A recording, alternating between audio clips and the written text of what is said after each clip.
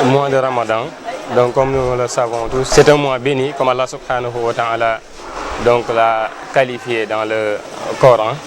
Donc c'est un mois qui a beaucoup de bienfaits que l'on ne saurait résumer, mais on peut en citer quelques-uns. Parmi ces mérites et bienfaits, c'est que le mois de Ramadan, c'est le mois durant lequel le Coran, le livre d'Allah subhanahu wa ta'ala, a été révélé. Donc c'est un mois durant lequel le prophète sallallahu alayhi wa sallam nous dit que les portes du paradis sont ouvertes, les portes de l'enfer sont fermées. Et aussi le prophète sallallahu alayhi wa sallam dit à propos de ce mois que durant le mois de Ramadan, les satans sont enchaînés. Donc c'est un mois durant lequel Allah subhanahu wa ta'ala facilite aux musulmans le fait de pouvoir faire beaucoup de bonnes actions, mais aussi les mauvaises actions sont très difficiles à réaliser durant le mois de Ramadan. Donc ceci, c'est quelques bienfaits parmi les multiples bienfaits du mois de Ramadan. Parmi ces bienfaits, le mois de Ramadan est un mois de pardon, un mois durant lequel Allah subhanahu wa ta'ala pardonne les péchés, un mois durant lequel Allah subhanahu wa ta'ala affranchit donc à chaque jour du mois de Ramadan des personnes de l'enfer. Donc c'est un mois qui a beaucoup de bienfaits, un mois qui est une occasion pour le musulman de pouvoir se former, de pouvoir se rapprocher de son Seigneur, mais aussi de pouvoir se corriger du point de vue des comportements, de pouvoir se corriger du point de vue de sa foi, de sa relation vis-à-vis de son Seigneur, mais aussi de ses relations vis-à-vis donc de ses semblables. L'âge donc à partir duquel on peut dire que l'enfant donc est devenu majeur, l'apparition de certaines poils comme la barbe, les moustaches ou bien les poils qui se trouvent, les selles et d'autres signes. Et si l'enfant ne voit aucun donc de ces signes, donc on va caler ça jusqu'à 15 ans. Donc la personne qui dépasse les 15 ans, donc on peut dire qu'il est majeur, même s'il ne voit pas ces signes.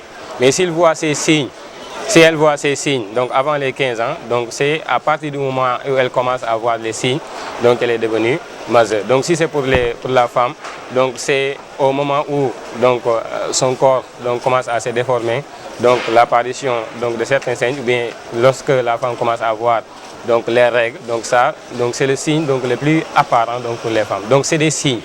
Et si les signes donc ne sont pas aperçus, donc on va caler ça à l'âge de 15 ans. Donc la personne qui est à l'âge de 15 ans, donc on peut dire que cette personne-là est majeure. Pour la personne qui est apte à jeûner, donc on peut dire que le jeûne du mois de Ramadan est une obligation.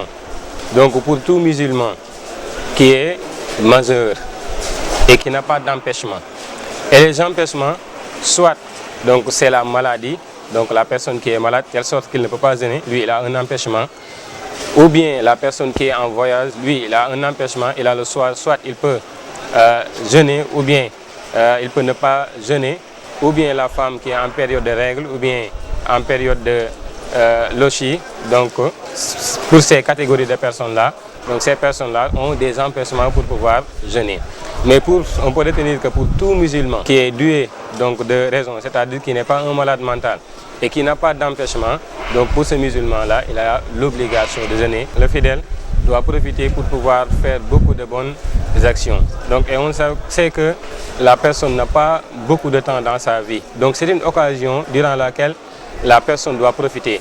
Donc la personne ne doit pas se permettre durant le mois de Ramadan une telle occasion de pouvoir bien faire, de pouvoir se rapprocher de son Seigneur. La personne ne doit pas se permettre durant donc, ce mois-là de se lancer à des œufs, donc qui pour certains sont des œufs donc qui sont illicites comme on le sait. Donc l'islam interdit ce qu'on appelle les œufs de hasard. Mais aussi il y a certains œufs qu'on ne peut pas dire que c'est pas licite, mais durant le Ramadan il serait conseillé donc de ne pas se lancer donc à ces types de œufs-là, donc parce que c'est une perte de temps, alors que le mois de Ramadan, c'est un mois durant lequel le prophète sallallahu alayhi wa sallam se consacrait à la lecture du Coran, à l'adoration d'Allah subhanahu wa ta'ala, et aussi aux bonnes actions et donc à des travaux donc, qui sont utiles soit à la personne lui-même ou bien à la communauté. Le musulman ne doit pas être quelqu'un qui écoute de la musique, parce que c'est interdit par le prophète sallallahu alayhi wa sallam, c'est interdit par Allah subhanahu wa ta'ala dans le Coran. Donc comme c'est quelque chose qui est interdit, qui est illicite en temps normal, à plus forte raison, donc durant un mois qui est sacré, donc la personne doit faire son maximum donc, pour éviter donc, toutes les choses qui sont illicites, donc parmi lesquelles fait partie ce qu'on appelle la musique. Dans un hadith, le prophète sallallahu alayhi wa sallam donc, nous dit que celui qui ne délaisse pas les mauvaises actions et les mauvaises paroles, Allah subhanahu wa ta'ala n'a nullement besoin qu'il délaisse sa nourriture et sa boisson.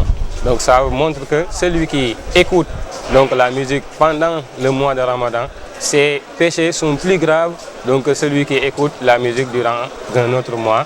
Bien vrai que tous les deux donc, sont des choses qui sont illicites. Peut-être je ne suis pas trop informé donc, par rapport aux jeux. Je sais que parfois, donc, ce qu'on fait, surtout les jeunes, donc on utilise parfois ce qu'on appelle les lidos.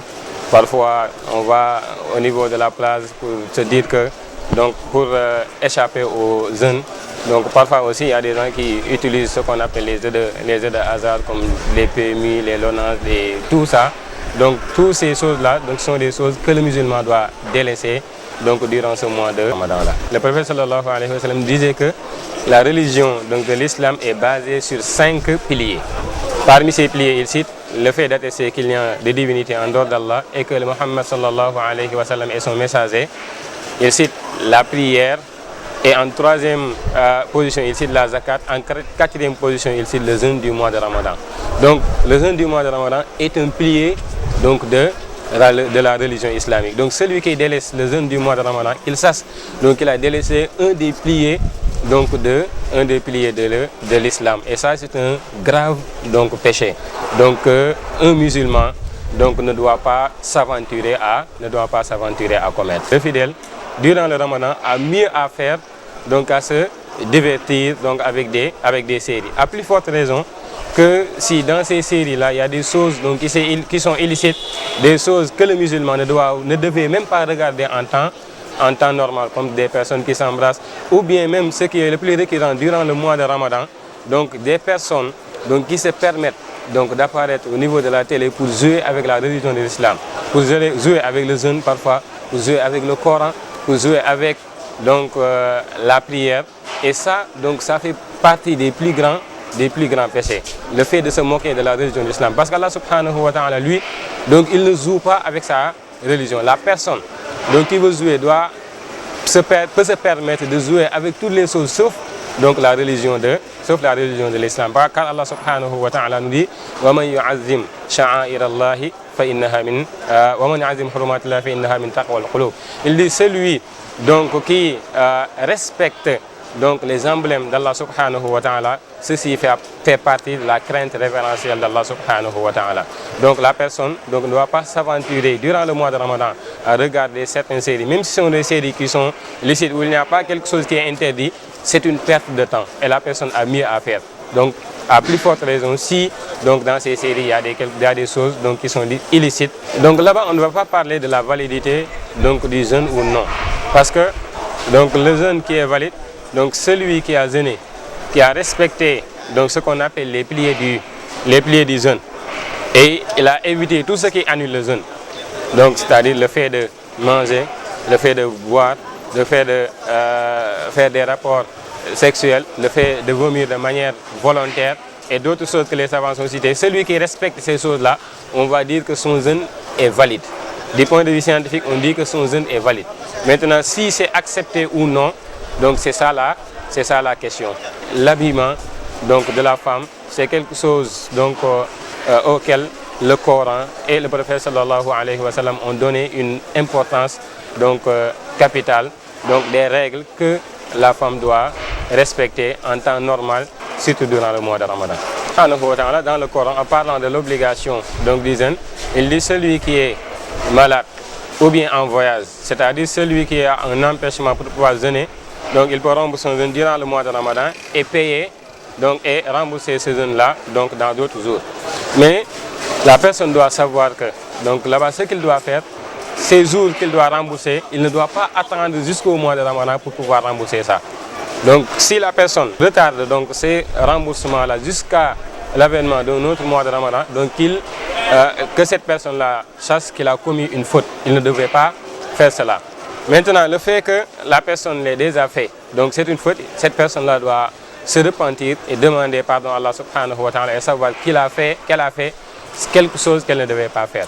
Maintenant, donc ces jours qu'elle devait rembourser donc ne vont pas lui empêcher de jeûner donc ce mois de Ramadan.